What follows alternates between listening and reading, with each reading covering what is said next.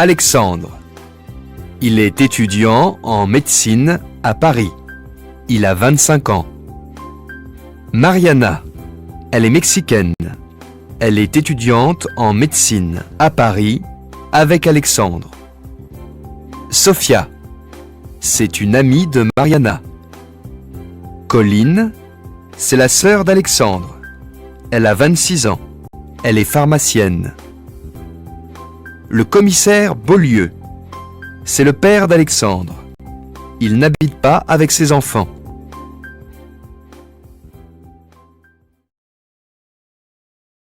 Chapitre 1. Une étudiante qui vient de loin. Mon nom est Beaulieu. Alexandre Beaulieu. J'ai 25 ans. Je suis étudiant en médecine. J'habite à un studio à Paris. Chaque vendredi, je rentre à Lille, ma ville natale. La vie à Paris est agréable, mais mon appartement est petit et je préfère passer le week-end chez ma mère. Elle habite une vieille maison à la campagne. Là-bas, je suis bien. J'ai le temps de me relaxer. Je fais de longues promenades dans la forêt, en général avec ma sœur. Son prénom, c'est Colline. Moi, je l'appelle Col.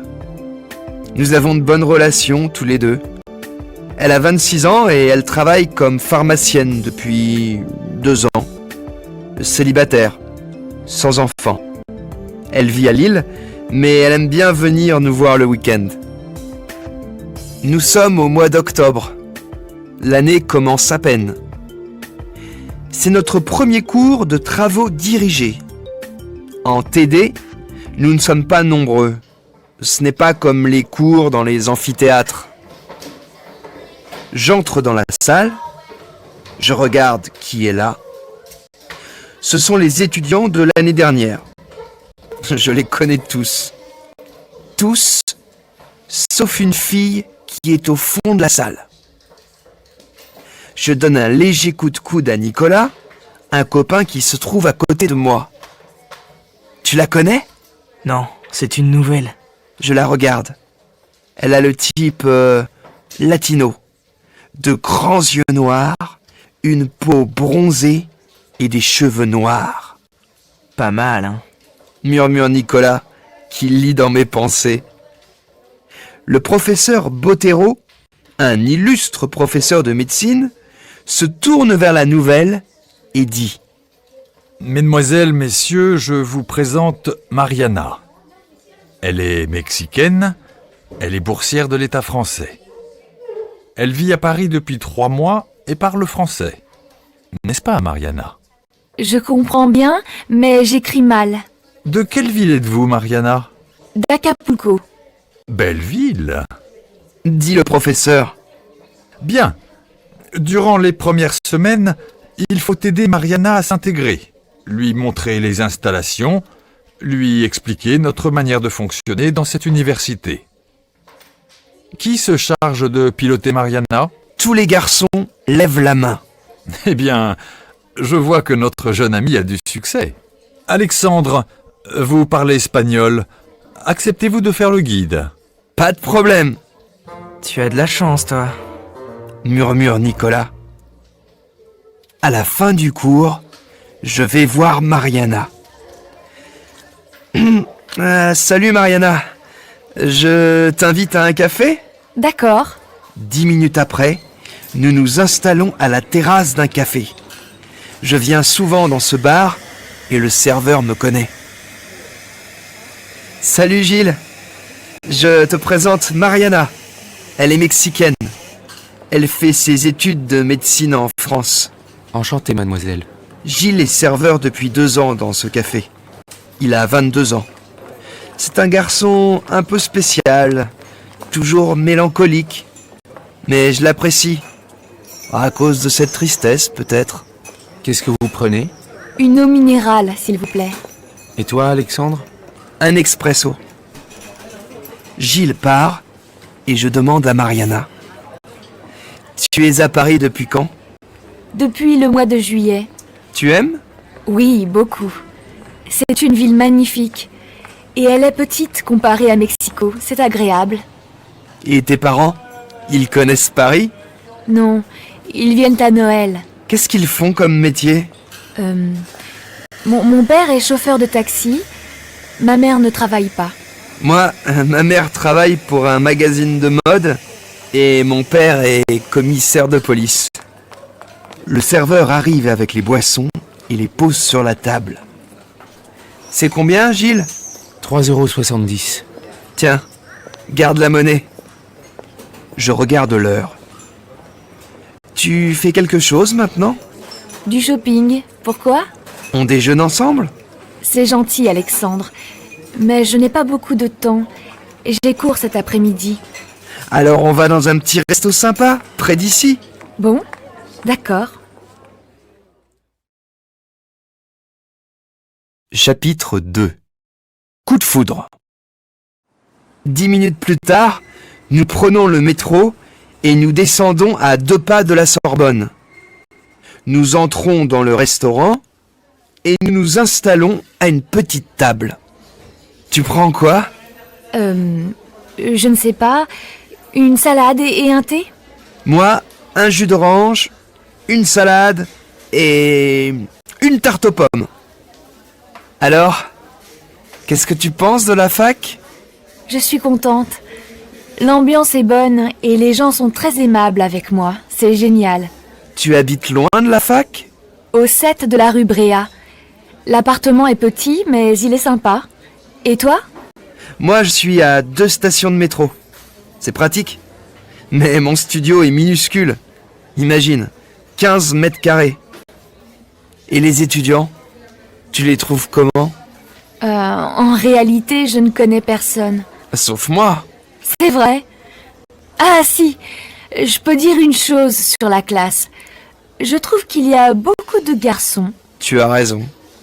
Trop, non? Toi au moins, tu dis ce que tu penses. Dit Mariana. Je plaisante. Ils sont sympas, Oh, s'exclame Mariana. il est 1h10. Je dois partir, je vais être en retard. Elle se lève, et moi, le timide, brusquement, je prends sa main. Mariana, on se voit demain? Oui, en cours. Non, je veux dire, après, on peut aller au cinéma si tu veux. Mariana retire sa main et me dit d'un ton un peu froid. On se connaît depuis 1 heure. Tu vas un peu vite, Alexandre, non? Rouge comme une tomate, sans la regarder, je dis simplement « Excuse-moi Mariana, je suis désolé. Ce n'est pas grave. Bon, à demain et merci. » Je la regarde partir. Mon cœur bat très fort. Elle ne se retourne pas. Je suis un vrai imbécile. D'habitude, je ne parle pas de cette manière aux filles. Mais c'est curieux. J'ai l'impression de la connaître depuis longtemps. Je me sens bien avec elle. Je la regarde s'éloigner. Mariana n'est pas comme les autres. Elle n'est pas belle au sens classique, mais intéressante. Pas coquette, mais ultra féminine. C'est surtout à cause de ses yeux, je crois. Doux, curieux et intelligent. Déterminé aussi. Il y a comme une énergie spéciale en elle. Mais une chose est sûre, je l'aime. Les jours passent. Mariana et moi, on se voit à la fac, mais on se parle à peine. En réalité, elle parle bien le français et elle n'a pas besoin de moi. De temps en temps, je lui demande « Salut Mariana, tout va bien ?» Oui, oui, me répond-elle. tout va très bien. Merci, Alexandre. Mariana ne m'évite pas, non, mais elle ne me laisse pas entrer dans sa vie. Je préfère ne pas forcer les choses. L'autre jour, surprise. Après le cours, elle vient me trouver. Elle est très gaie. J'organise une petite fête. Tu veux venir? Elle m'invite. Moi? Mais c'est génial. Bien sûr. C'est quand? Samedi prochain, dans un bar près du Châtelet. À 21h. Ça te va? Parfait. Et cette fête, c'est en l'honneur de quoi? Mon anniversaire. Alors à samedi? Puis, à ma grande surprise, elle m'embrasse sur la joue avant de disparaître. Je reste immobile, au milieu de l'amphi. Mariana m'invite à une fête. Je suis heureux. Et puis, brusquement, l'angoisse. Un cadeau. Je dois faire un cadeau à Mariana. Mais quoi? Des fleurs? Trop banal. Un parfum? Trop personnel. Un bijou? Voilà, c'est ça. Mais quel bijou? SOS Colline. Je compose le numéro de ma sœur. Allô, Colline? C'est moi. Tu as un moment? 30 secondes, Alexandre. Je suis au travail.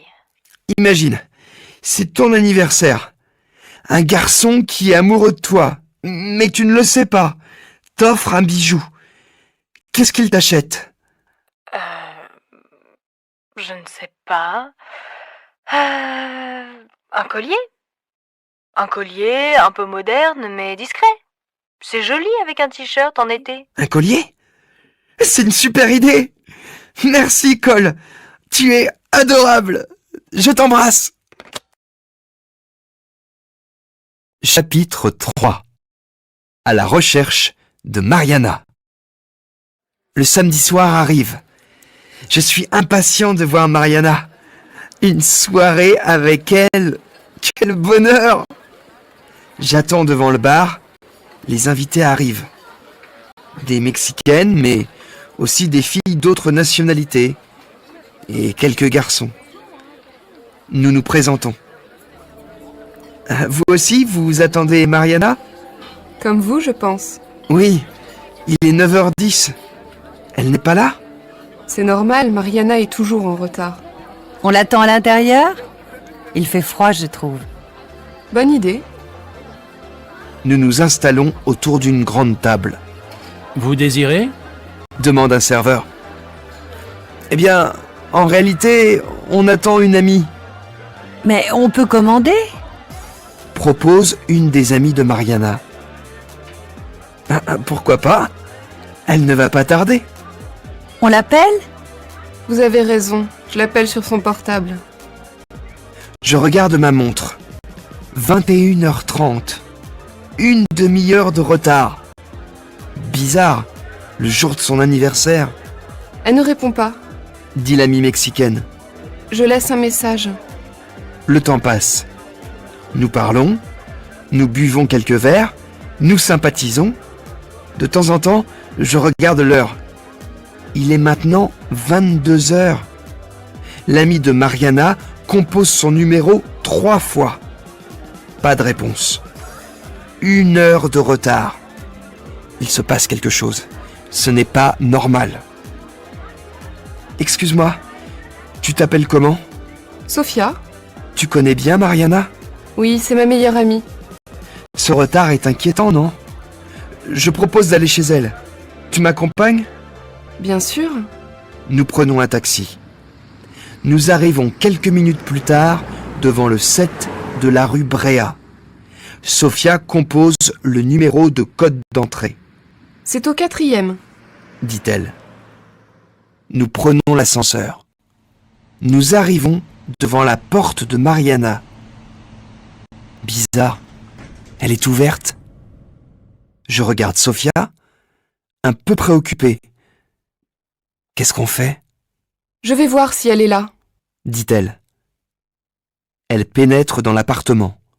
Mariana? Tu es là? Mariana? Brusquement, j'entends Sophia s'exclamer. Dios mio! Sophia! Sophia, qu'est-ce qui se passe? Viens voir! Vite! Vite! Je me précipite dans le couloir. Tu es où? Dans la salle de bain! J'entre dans la salle de bain. Sophia est là, assise sur le bord de la baignoire, livide. Elle me montre du doigt le miroir du lavabo et je vois un mot écrit avec du rouge à lèvres. C'est de l'espagnol. Mais ce n'est pas difficile à comprendre. Ayuda. Au secours. Sofia commence à pleurer. Mais ce n'est pas le moment de pleurer. C'est grave. Il faut faire quelque chose. Sofia, c'est quoi cette histoire? Tu sais quelque chose?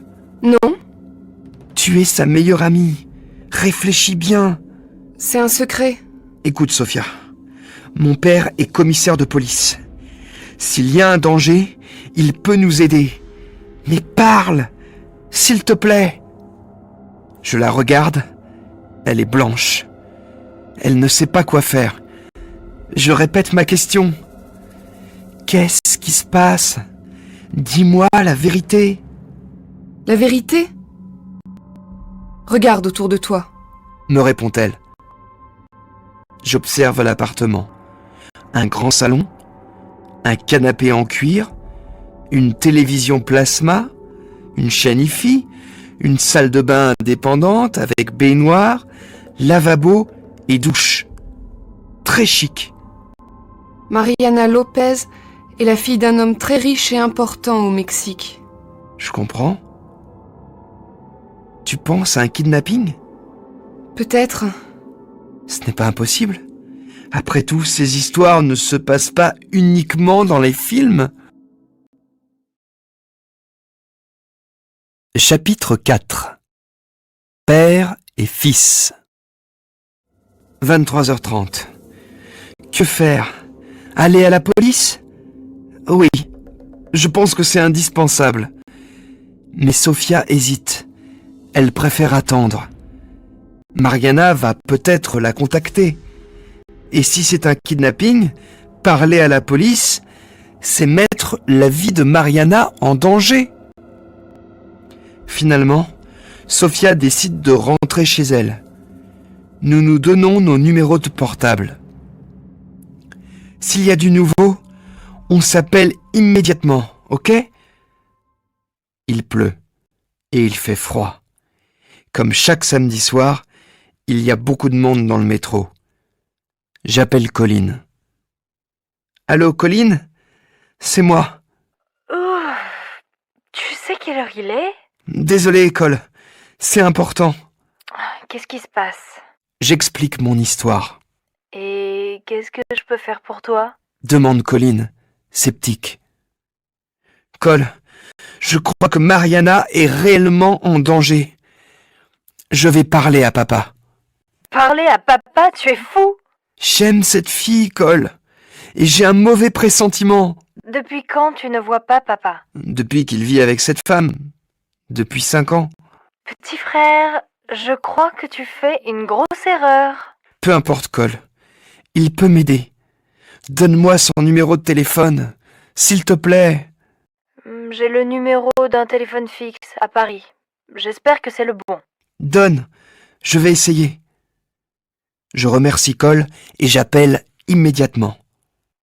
Beaulieu à l'appareil, j'écoute. Papa?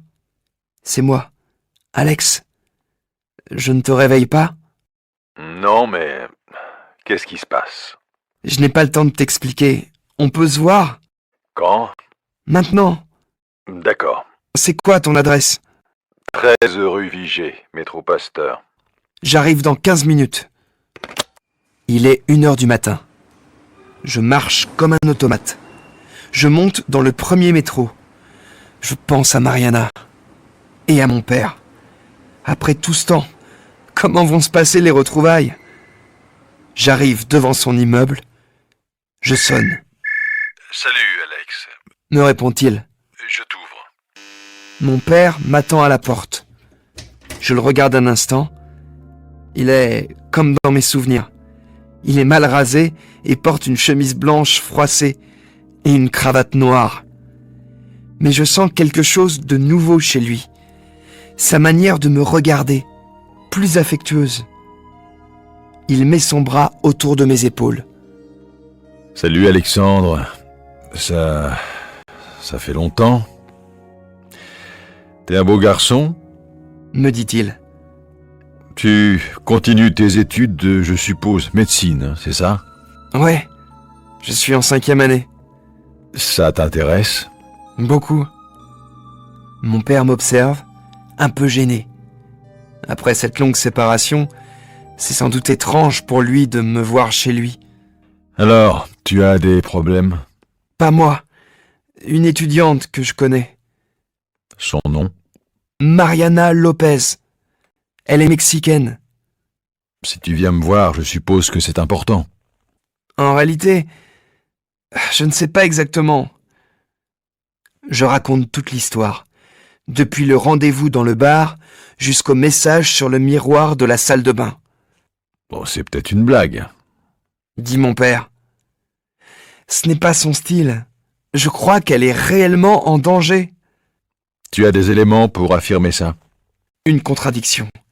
Écoute, à la fac, un prof nous a présenté Mariana comme boursière de l'État français. Elle-même dit que son père est chauffeur de taxi. Et qu'est-ce que me dit sa meilleure amie aujourd'hui? Que le père de Mariana est richissime et célèbre au Mexique. Tu trouves ça normal, toi? Mon père me regarde un long moment, de ses grands yeux noirs. Je m'assois dans un fauteuil, en face de sa table de travail. Il s'assoit lui aussi en silence. Il se passe la main dans les cheveux, puis se frotte longuement le menton. « À quoi tu penses ?» Un kidnapping. me répond-il. Moi aussi. Bon, je vais réfléchir à tout cela. Le plus important, c'est de savoir s'il y a une demande de rançon. Demain, on passe à l'action. Pour le moment, dors un peu pour prendre des forces. La journée va être dure. Je te réveille à 6h30, ça te va? Très bien. Merci. C'est vraiment sympa de ta part. Chapitre 5. À l'ambassade du Mexique. À 6h30, mon père me réveille. Le petit déjeuner est prêt. Nous prenons une grande tasse de café bien fort, puis une bonne douche. 7h30, nous partons. J'appelle Sophia. Allô, Sophia? C'est moi, Alexandre. Excuse-moi de te déranger à cette heure. Je suis avec mon père. Il va nous aider, pour Mariana. Il veut te parler. Allô, mademoiselle, je suis le commissaire Beaulieu. Nous sommes à la recherche de Mariana et votre aide peut être utile. Est-ce que nous pouvons passer chez vous? Oui, naturellement. J'habite rue Cambronne, au numéro 3. Je vous attends. Oh, c'est pas loin de chez moi. Nous arrivons dans 10 minutes. Vous pouvez nous attendre devant l'immeuble? Oui, bien sûr. Nous montons dans la voiture de mon père. Il démarre à toute vitesse. De l'action tôt le matin, c'est parfait pour se réveiller. S'exclame-t-il. Rue Cambronne, nous trouvons Sophia devant la porte de son immeuble. Je fais rapidement les présentations et mon père annonce le plan. Nous allons à l'ambassade du Mexique. Vous venez avec nous? Sophia monte dans la voiture et demande. Vous avez des nouvelles de Mariana? Non, mais à l'ambassade, ils savent peut-être quelque chose. À l'ambassade, mon père se présente et demande s'il peut parler à l'ambassadeur. Nous attendons un quart d'heure, puis un garde vient nous trouver. Monsieur l'ambassadeur accepte de vous recevoir. Suivez-moi, s'il vous plaît. Nous arrivons enfin dans un énorme bureau, devant un homme à l'aspect agréable et ouvert. Bonjour, monsieur l'ambassadeur. Je suis le commissaire Beaulieu et voici Sophia, étudiante mexicaine, et mon fils, Alexandre. Qu'est-ce que je peux faire pour vous, monsieur Beaulieu? Nous recherchons une de vos ressortissantes, Mariana Lopez, étudiante en médecine. Nous pensons qu'elle est en danger. Mariana Lopez ou Mariana Cruz? Demande l'ambassadeur. Comment? Nous sommes au courant. Pouvez-vous m'expliquer? Mariana Cruz est la fille d'un important producteur de pétrole. Je suis en contact avec son père depuis hier soir minuit. Son ravisseur réclame 2 millions de dollars. 2 millions de dollars? C'est énorme, en effet. Que dit son père? Il va arriver en fin de matinée avec un policier spécialisé dans les kidnappings. Mais vous, commissaire, est-ce que vous avez une piste intéressante? Eh bien, non, monsieur l'ambassadeur, je suis désolé. Mon fils est un ami de la jeune fille. Il est inquiet pour elle. Si vous avez besoin de mes services, voici ma carte. Merci, commissaire. Mais attention, pour le moment, cette histoire doit rester secrète. Vous pouvez être tranquille. Au revoir, monsieur l'ambassadeur. Nous sortons tous les trois de l'ambassade et nous montons dans la voiture sans parler. On va où? Chez Mariana. Excepté l'ambassadeur, nous sommes les seules personnes au courant du kidnapping et de la demande de rançon. Nous avons un peu de temps devant nous. Dites-moi, Sophia, qui connaît la véritable identité de Mariana? Moi seulement. Et pourquoi vous? Parce que nous sommes originaires de la même ville, elle et moi. Elle a confiance en moi. Autre question indiscrète. Elle a un petit ami? Sophia me regarde un court instant, puis... Non, je ne crois pas. Mais Mariana est très secrète, vous savez. Vous la croyez capable d'ouvrir à un inconnu? Non, pas elle. Donc, elle connaît la personne qui se trouve en ce moment avec elle. Mon Dieu. Mais c'est qui? Tout le monde aime Mariana. Elle n'a pas d'ennemis. Cherchez bien. Un amoureux, une rivale. Non, non, impossible. Donc pour vous, la seule explication, c'est la position du père au Mexique. Je ne sais pas, je ne comprends pas. Chapitre 6. Quelle histoire! Nous arrivons chez Mariana. La porte est fermée, mais mon père l'ouvre facilement avec son passe-partout. Regardez! S'exclame Sophia. Sur le miroir, il y a un nouveau message. 2 millions de dollars avant 48 heures. Qu'est-ce que ça signifie? C'est simple. Répond mon père. Ça veut dire que quelqu'un nous observe. Mais qui? C'est la question. Et je vais trouver la réponse. Vous restez là. Surtout, n'allumez pas de lampe et ne regardez pas par la fenêtre, d'accord? Moi, je vais faire un tour. Dans sa voiture, le commissaire Beaulieu prend des jumelles et les cache sous son imperméable. Il entre de nouveau dans l'immeuble et monte les escaliers. Il passe devant la porte de Mariana, monte 2 étages supplémentaires et sonne à une porte. Un homme, 50 ans plus ou moins, ouvre brusquement. « Qu'est-ce que vous voulez ?» demande-t-il d'un ton peu aimable. « Police !» dit Beaulieu. « Désolé de vous déranger, c'est très important, je peux entrer ?» L'homme, contrarié, laisse entrer le commissaire. « Cette fenêtre, elle donne sur la rue ?» Ouais. Beaulieu se met près de la fenêtre, derrière les rideaux, et observe l'immeuble d'en face. Il se concentre sur les fenêtres des pièces qui paraissent inoccupées. Brusquement, il a une idée. Il appelle son fils. « Alexandre, c'est moi. Écoute, tu vas allumer le salon et te promener à l'intérieur pour faire croire que tu cherches quelque chose, d'accord ?» D'accord. Beaulieu recommence son observation. Enfin, un rideau bouge au 4e étage. Il voit une silhouette derrière le rideau, un bras et... Oui, c'est ça, des jumelles. Il n'y a pas de temps à perdre, se dit Beaulieu. Merci pour tout, dit-il à l'homme, et il part. Beaulieu est dans la rue, son portable à la main. Allô, unité centrale, ici Beaulieu, appel d'urgence. Je suis au 7 de la rue Bréa, j'ai besoin de 3 voitures de police. 2 pour bloquer la rue et 1 exactement. Puis il appelle son fils. Des voitures de police vont arriver d'un moment à l'autre. Ne bougez pas et n'ouvrez pas les fenêtres. Il met en marche le chronomètre de sa montre et court jusqu'à l'immeuble d'en face. Là, il regarde sa montre. Dans 5 minutes, ils sont là. Il entre dans l'immeuble. Il est seul dans le hall d'entrée. Il retire ses chaussures, prend son arme et monte l'escalier sans faire de bruit. Il arrive au 4e étage. Il y a une seule porte. Il regarde sa montre. 3 secondes. Brusquement, un bruit infernal. Les voilà. C'est le moment. Se dit-il.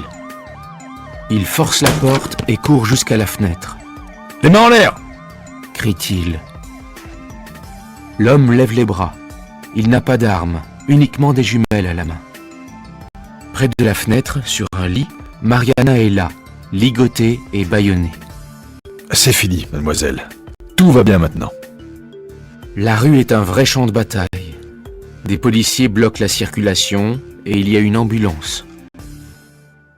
À 50 mètres de là, le commissaire Beaulieu parle avec 2 hommes qui sont dans une Mercedes noire.